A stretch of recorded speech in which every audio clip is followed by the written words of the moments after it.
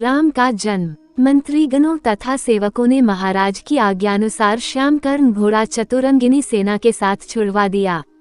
महाराज दशरथ ने देश देशांतर के मनस्वी, तपस्वी, विद्वान ऋषि मुनियों तथा वेदविज्ञ प्रकांड पंडितों को यज्ञ संपन्न कराने के लिए बुलावा भेज दिया। निश्चित समय आने पर समस्त अभ्यागतों के साथ महाराज दशरथ अपने गुरु वशिष्ठ जी तथा अपने परम मित्र अंग देश के अधिपति लोभापाद के जामाता ऋग ऋषि को लेकर यज्ञ मंडप में पधारे। इस प्रकार महान यज्ञ का विधिवत शुभारंभ किया गया। संपूर्ण वातावरण वेदों की ऋचाओं के उच्च स्वर में पाठ से गूंजने तथा समिधा की सुगंध से महकने लगा। समस्त पंडितों, ब्राह्मणों, ऋषियों आदि को यथोचित धन धान्य, गौ आदि भेंट करके सादर विदा करने के साथ यज्ञ की समाप्ति हुई। राजा दशरथ ने यज्ञ के प्रसाद चरा को अपने महल में ले जाकर अपनी तीनों रानियों में वितरित कर दिया। प्रसाद ग्रहण करने के परिणाम स्वरूप परमपिता परमात्मा की कृपा से तीनों रानियों ने गर्भ धारण किया।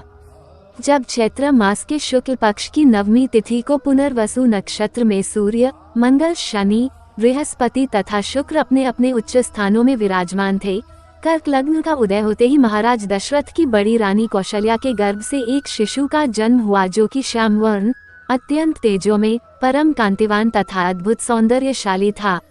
उस शिशु को देखने वाले ठगे से रह जाते थे। इसके पश्चात शुभ नक्षत्रों और शुभ घड़ी में महारानी कैकेयी के एक तथा तीसरी रानी सुमित्रा के 2 तेजस्वी पुत्रों का जन्म हुआ। संपूर्ण राज्य में आनंद मनाया जाने लगा। महाराज के 4 पुत्रों के जन्म के उल्लास में गंधर्व गान करने लगे और अप्सराएं नृत्य करने लगी। देवता अपने विमानों में बैठकर पुष्प वर्षा करने लगे। महाराज ने उन्मुक्त हस्त से राजद्वार पर आए हुए भाट, चारण तथा आशीर्वाद देने वाले ब्राह्मणों और याचकों को दान दक्षिणा दी। पुरस्कार में प्रजाजनों को धन धान्य तथा दरबारियों को रत्न, आभूषण तथा उपाधियां प्रदान किया गया। 4 पुत्रों का नामकरण संस्कार महर्षि वशिष्ठ के द्वारा कराया गया तथा उनके नाम रामचंद्र, भरत, लक्ष्मण और शत्रुघ्न रखे गए।